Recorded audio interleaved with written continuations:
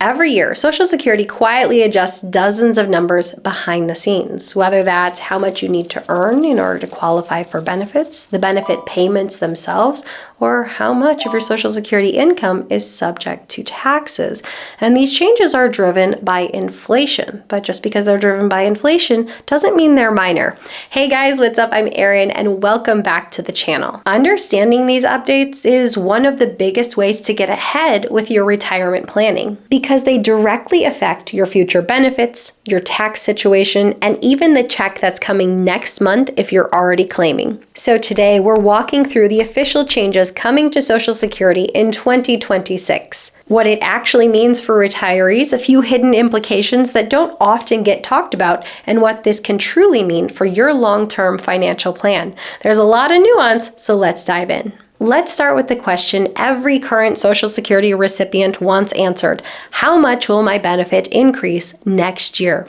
For 2026, the Social Security Administration announced a 2.8% cost of living adjustment. And here's what that actually means. The average retirement benefit will increase from about $2,015 to roughly $2,071, which is about $56 more per month. For married couples where both spouses receive benefits, the average benefit will increase to about $3,208 per month. This same 2.8% increase in benefits will apply to SSI payments as well. The average payment data comes directly from the Social Security Administration data. Then we simply apply the cost of living adjustment. It's a pretty straightforward calculation. But there's an important nuance here. The averages aren't perfect. Real-world benefits are constantly shifting as we get new retirees, and we get retirees who are passing away. We have others who are shifting among categories, maybe go from spousal benefits to survivor benefits, or disability benefits to retired benefits. So think of these averages as directional.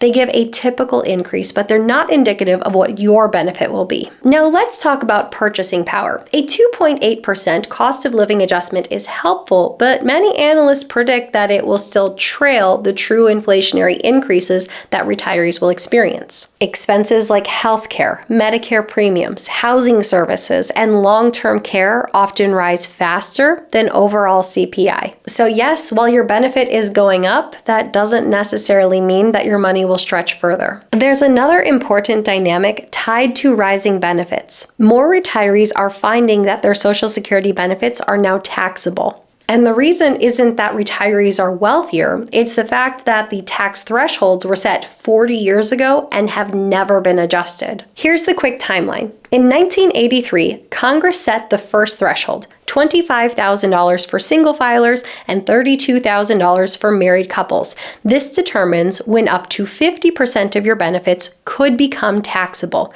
In 1993, Congress added a second tier, $34,000 for singles and $44,000 for married couples. This is where up to 85% of your benefits could become taxable. And this is the key point. None of these thresholds have ever been indexed for inflation or wage growth.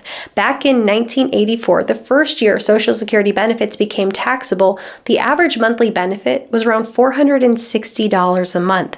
Today, the average monthly benefit is over $2,000 a month. So naturally, far more retirees are crossing old income thresholds, not because they're wealthy retirees, but simply because wage growth and inflation and other income sources have pushed up income over time. This is why you hear that up to 50% or up to 85% of your Social Security benefits can become taxable. But this is important to note, the tax isn't based simply on your Social Security benefits, it's based on something called provisional income, which includes half of your Social Security benefit plus other taxable income plus interest and dividends. And because these thresholds were set decades ago in nominal dollars and have never been adjusted, it now captures a greater share of retirees. This is a major dynamic to watch for in your planning, especially as typical cost of living adjustments and typical wage growth are pushing benefits higher over time. In 2026, the maximum amount of earnings subject to Social Security payroll tax, also called the taxable wage base,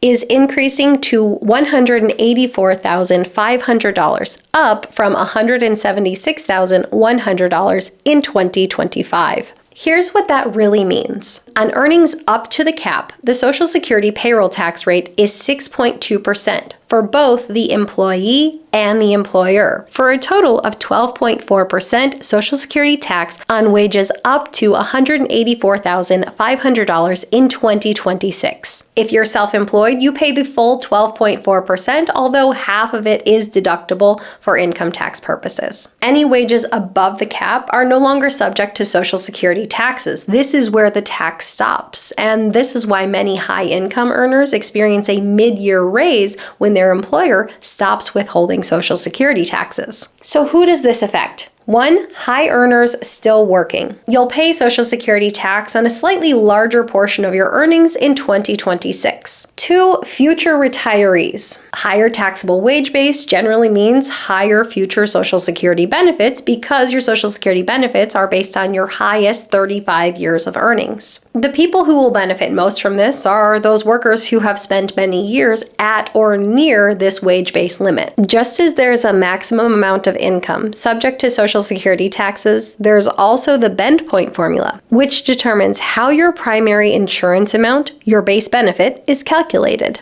These bend points adjust every single year for national wage growth and inflation, and for those becoming eligible in 2026, the new PIA formula is this: 90% on the first $1,286 of AIME, AIME being your average index monthly earnings, 32% of your AIME between $1,286 and $7,749, and 15% of your AIME between $7,749 and $15,375. So this means the 90% portion of the formula, the most generous portion of the formula, captures a slightly larger share than it did in 2025. So for new retirees, they'll get a slightly higher benefit. Using the updated 2026 bend points and wage base, and assuming a worker earned the maximum taxable earnings for at least 35 years straight, here are the estimated maximum monthly payments based on claiming age. At age 62, about $2,900 a month. At full retirement age, over $4,000 a month. And at age 70, about $5,100 to $5,200 a month. And as always, very few people qualify for the absolute maximum benefit. It requires having the maximum earnings under the taxable wage base for 35 years. But it is important to know where these top-end benchmarks are because it helps us understand Social Security benefit payouts and what they could be. If you haven't reached full retirement age and you're collecting benefits, there's an earnings test you have to pay attention to. And in 2026, both earnings limits are increasing. For those under full retirement age, the earnings limit will be $24,480 per year. Social Security will withhold $1 in benefits for every $2 you earn above that limit. In the year you reach full retirement age, the earnings limit will increase to $65,160. Social Security will withhold $1 for every $3 you earn above that limit. And here's the part a lot of people misunderstand. The earnings limit only applies until the month you reach full retirement age. Once you hit full retirement age, the earnings limit, it disappears completely. Now, your birth month determines just how long that earnings limit is in play for the year you turn full retirement age. If your full retirement age birthday is early in the year, say January or February, you only have 1 or 2 months where the earnings limit is in play. It's very unlikely you're going to exceed it. If your full retirement age birthday is late in the year, like November or December, the limit applies for almost the entire year. So you're much more likely to hit or exceed the limit if you're still working. Remember, the month you hit full retirement age, the earnings limit stops completely and you can earn as much as you want for the rest of your life, no earnings test. A lot of retirees accidentally trigger these limits, especially those continuing with part-time work, contractors, gig work, or those just simply easing into retirement. For example, if you claim Social Security early at 62, but transition into a more flexible part-time role or side gig earning around $2,000 a month or $24,000 a year, you'd stay under the earnings limit. This would mean you'd collect your full Social Security benefits plus that extra income you earned, no reduction to your Social Security benefits. And for many people, this can be a powerful way to preserve their investment portfolio and not have to tap into their investments during those early years of a phased retirement. And for some, this can be an easier way to step into retirement than an abrupt stop to work. A phased retirement can be a really powerful retirement strategy. It preserves more of your investment portfolio. Perhaps you don't have to touch it during that time. It allows you to stay connected to your social networks through work if work is something you enjoy, but also gives you more flexibility with your time to do activities you would also like to take part in. An important thing to keep in mind is that if you do exceed these earnings limits and you do have benefits withheld, those benefits aren't lost forever. Once you reach full retirement age, Social Security will recalculate your benefit based on those amounts that were withheld, and you will then receive a new higher benefit going forward. But it's still important to be mindful of the earnings limits and the earnings test if you want to continue working and collecting Social Security benefits prior to full retirement age, because it could create cash flow issues. In 2026, the amount of earnings you need to earn one Social Security credit, also called a quarter of coverage, will increase to $1,890. You can earn up to 4 credits per year, no matter how high your earnings are. This mainly affects people who are still working towards their 40 credits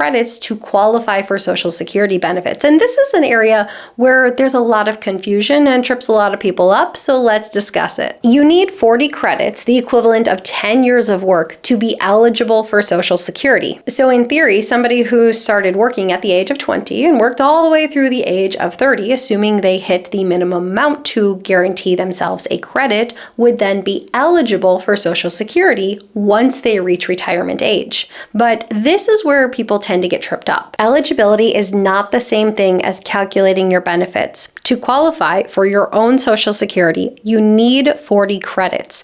To calculate your benefit, Social Security uses your highest 35 years of earnings. So this means you can technically qualify with 10 years of work, but your benefit will be much higher, assuming you continue to work for at least 35 years. There's also a temporary federal tax deduction for taxpayers age 65 and older that runs through 2028. This deduction is designed to reduce taxable income for older adults, and it may reduce or eliminate the taxes you are otherwise paying on your Social Security benefits. Here's how it works. The deduction amount is $6,000 per person age 65 or older. $12,000 for married couples if both spouses are 65 or older.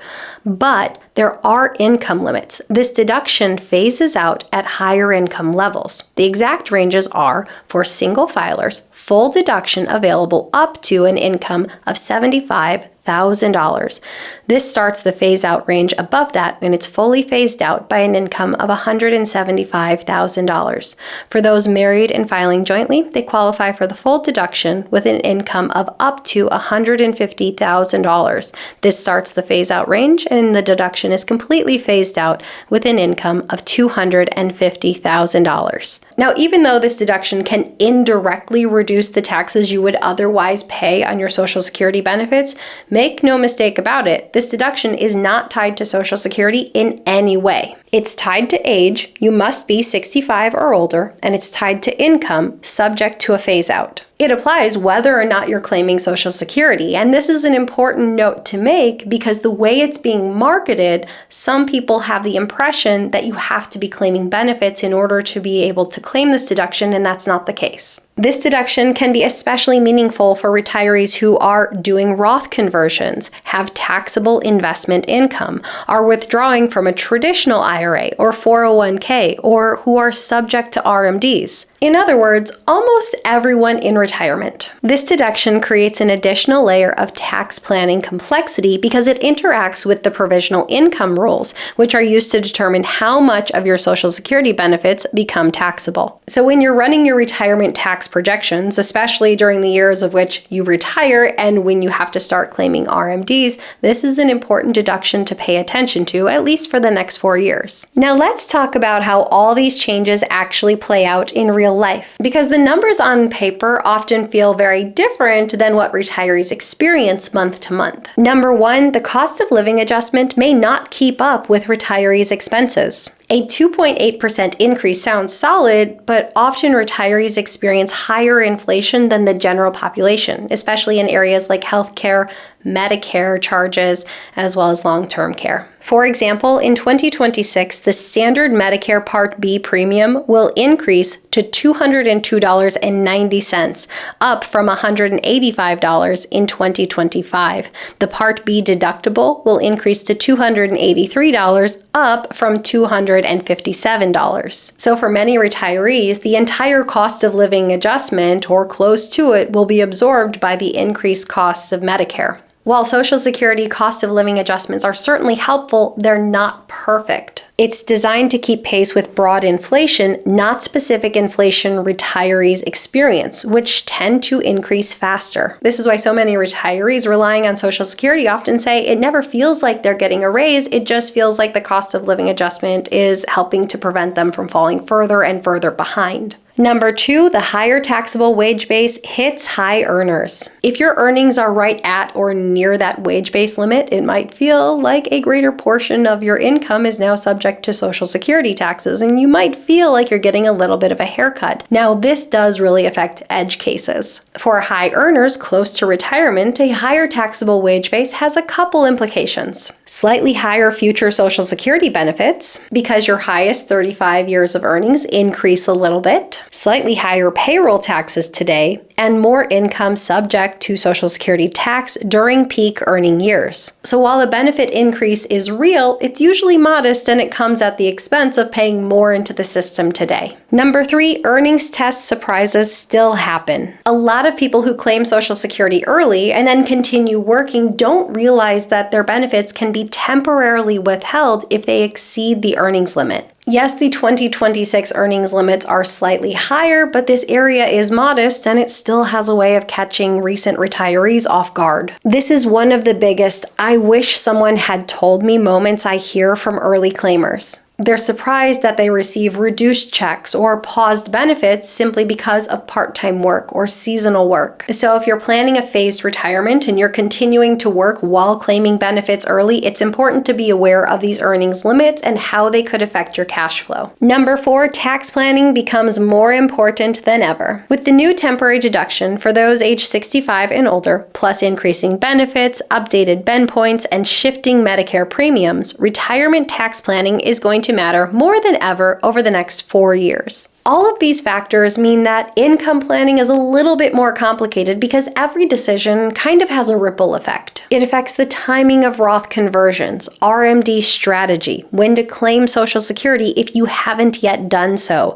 how much of your Social Security becomes taxable, Medicare premium brackets, and IRMAA surcharges. And these thresholds operate like a cliff. If you go over a limit by even $1, a larger portion of your Social Security can become taxable. Your Medicare premiums can jump, and those IRMAA surcharges apply for an entire year. So planning ahead is critical. Even a small unexpected change, like doing a conversion that's just a bit too large, or an unexpected capital gain, can absolutely change your tax picture. And 5, know that these are routine updates, not structural reform. It's important to keep in mind what these 2026 updates do and what they don't do. These changes do not address trust fund depletion, structural changes to the benefit formula, taxation thresholds, long-term solvency, or major policy shifts to Social Security overall. Everything we've talked about today, cost of living adjustments, Ben points, earnings limits, and taxable wage base,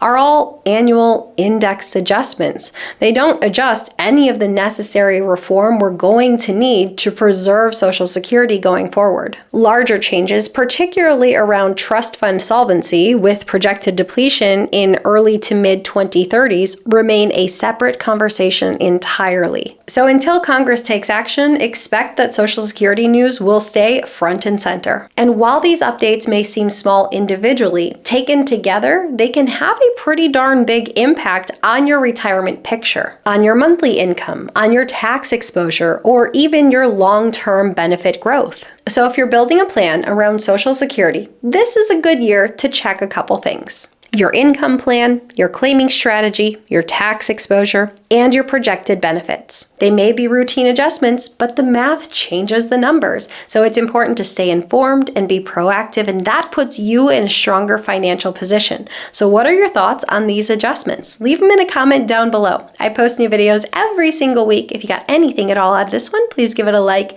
If you're new here, please consider subscribing, or if you know of someone who might get something out of this type of content, please consider sharing. I'll see you soon. Bye. Average income is subject to Social Security taxes. Monthly employment.